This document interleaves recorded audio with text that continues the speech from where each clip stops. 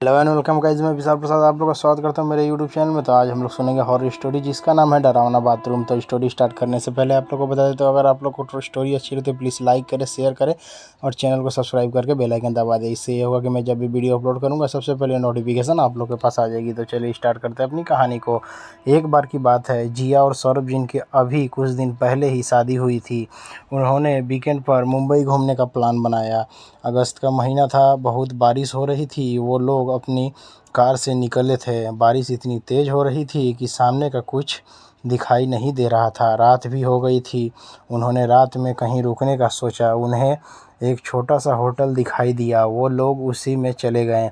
Reception पर कमरे की चाबी मिलने के बाद दोनों जब कमरे में पहुंचे तो उन्होंने नहाने का सोचा, क्योंकि बारिश की वजह से दोनों बुरी तरह से गीले हो गए थे।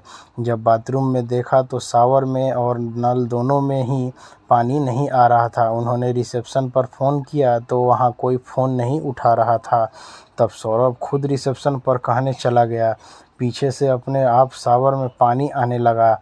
जिया को लगा शायद परेशानी ठीक हो गई हो और वो नहाने चली गई। नहाते हुए उसके बाथरूम के दरवाजे पर किसी की दस्तक हुई। उसे लगा सौरभ है। उसने कहा, मैं अभी नहा रही हूँ, अभी आती हूँ। पर दस्तक हुए जा रही थी। जिया को लगा शायद शावर की आवाज़ से सौरभ को सुनाई नहीं दे रहा है। उसने शावर बंद करना चाहा पर वो बंद ही नहीं हो रहा था। उसमें से साफ पानी की जगह काला पानी निकला जा रहा था। जिया को कुछ समझ नहीं आया।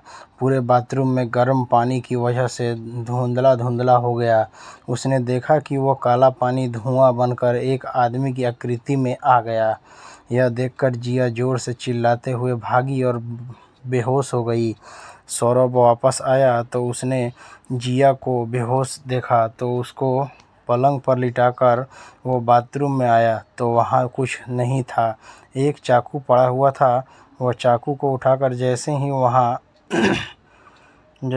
उठा वैसे ही शीशे में उसे एक डरावना आदमी दिखाई दिया। उसने मुड़कर देखा तो वहाँ कोई नहीं था।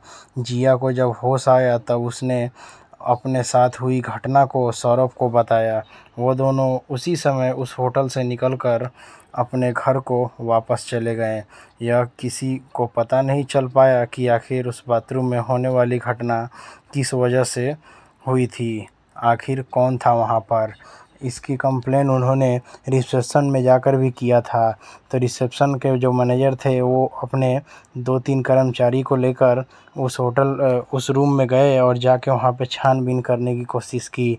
लेकिन वो लोग 2 घंटे उसमें रुके हुए थे और वहाँ जब वो लोग गए तब उसमें बाथरूम में शावर से पानी एकदम साफ़ आ रहा था।